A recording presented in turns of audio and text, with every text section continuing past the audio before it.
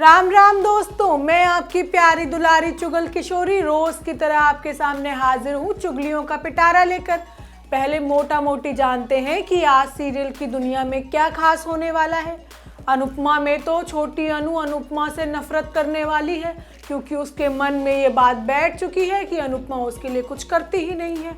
वहीं ये रिश्ता क्या कहलाता है में मंजरी और बाकी सभी लोग मिलकर अक्षरा को धक्के मारकर घर से बाहर निकालने वाले हैं। वहीं कुंडली भाग्य में अर्जुन के सामने ऋषभ का सच आने वाला है। तो चलिए रोज की तरह विस्तार में जानकारी को जानने के लिए शुरू करते हैं चुगलियों का सिलसिला और पहले चलते हैं अनुपमा के घर। हमें तो लगता है कि बरखा की कही बात कहीं सच ना हो जाए, क्योंकि अब अनुज रौद्र रूप धारण करने वाला है। ऐसा हो भी क्यों नहीं, जहां भी बात छोटी अनु की आती है अनुपमा चाह कर भी कहीं होती ही नहीं है। बेचारी कोशिश तो बहुत करती है, लेकिन परिस्थितियां ही ऐसी हो जाती हैं कि हर बार छोटी अनु को त्याग करना पड़ता है। लेकिन इस बार अनुज का रवैया देखकर लगता नहीं है कि वो अनुपमा को माफ करने वाला है। होता ये है कि छोटी अनु के स्कूल में डांस कंपटीशन है और अनुपमा उसमें भाग ले रही है। सब कुछ तैयार है, लेकिन ऐन वक्त पर जो बा है ना, वो हमेशा की तरह टांग अड़ा देती है। बा कहती है कि वो नहीं जाएगी क्योंकि परी डर जाएगी और वहाँ बहुत शोर शराबा भी होगा।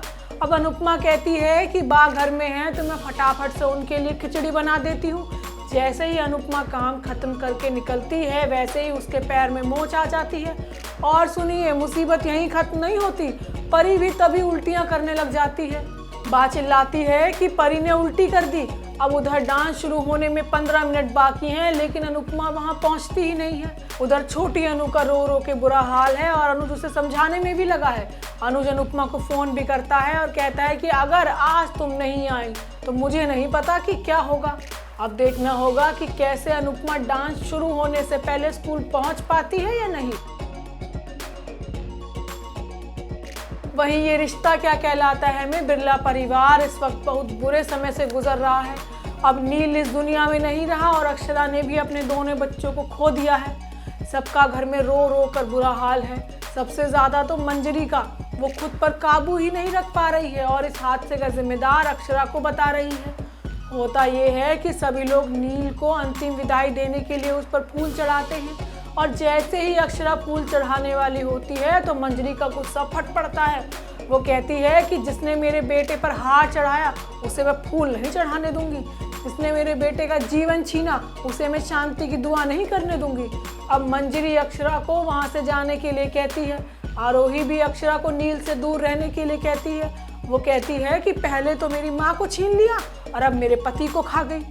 अक्षरा रोती बिलखती बेचारी वहाँ से चली जाती है। अब मंजरी की हालत बहुत ज़्यादा ख़राब हो जाती है और वो मरने की कोशिश तक करने लगती है। अभिमन्यु उसे संभालने की कोशिश भी करता है। मंजरी रोते हुए कहती है कि आरोही ने ठीक कहा था कि अक्षरा जहाँ जाती है वहाँ दूसरों की खुशियाँ खा जाती है। अब पड़ोस वाली पंडिताइन हमें बता रही थी कि अब मंजरी अक्षरा को घर में रहने नहीं देगी और वो उसे घर से बाहर निकाल कर ही दम लेगी।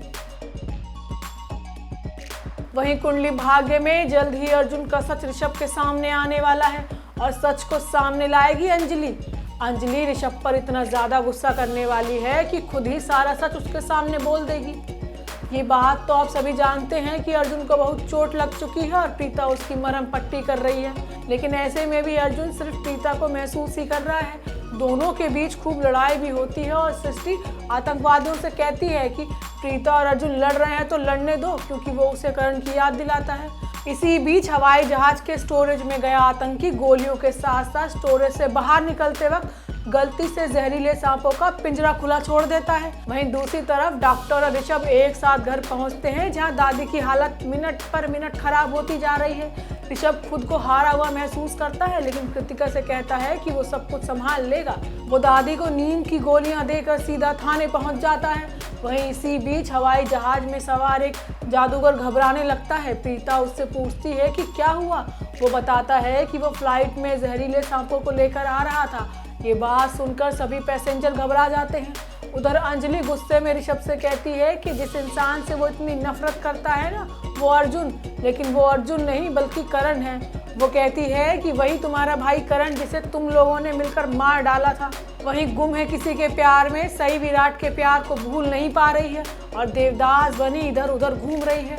भले ही सही इस बात से इनकार करती है कि वो विराट को पसंद नहीं करती, लेकिन अंदर ही अंदर उससे प्यार बहुत करती है।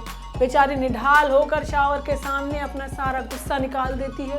वहीं वीनू सई को रोता हुआ देखकर उसे चुप कराने की कोशिश करता है। उधर विराट से बात करते करते पत्रलेखा सो जाती है और जब उसकी नींद खुलती है तो वो उदास हो जाती है और विराट से कहती है कि मुझे तुम्हारे साथ वक्त बिताना था, लेकिन दवाइयों की वजह से मुझे नींद आ गई। अब विराट उसे दवाई खाने के लिए कहता है, लेकिन वो उसे लेने से इनकार कर देती है। इतना ही नहीं, उसे कचरे के डब्बे तक में फेंक देती है। मतलब बेचारी विराट के साथ रोमांटिक होने की कोशिश तो बहुत करती है, लेकिन विराट है कि घास डालने को तैयार ही नहीं, क्योंकि विराट का दिमाग तो बस एक्सीडेंट पर अटका है और वो सही और अपने पुराने बेटे को ढूंढने में लगा हुआ है। अब आने वाले एपिसोड में विराट को पता चलेगा कि उसका गोद लिया बेटा ही वीनू है। तो चलिए दोस्तों, आज के लिए सीरियल्स की दुनिया की इतनी जानकारी काफ़ी है। कल आपसे फिर मिलने आएंगे इसी समय पर, लेकिन आप हमारे चैनल को सब्सक्राइब करना और वीडियो को लाइक करना मत भूलिएगा। राम राम।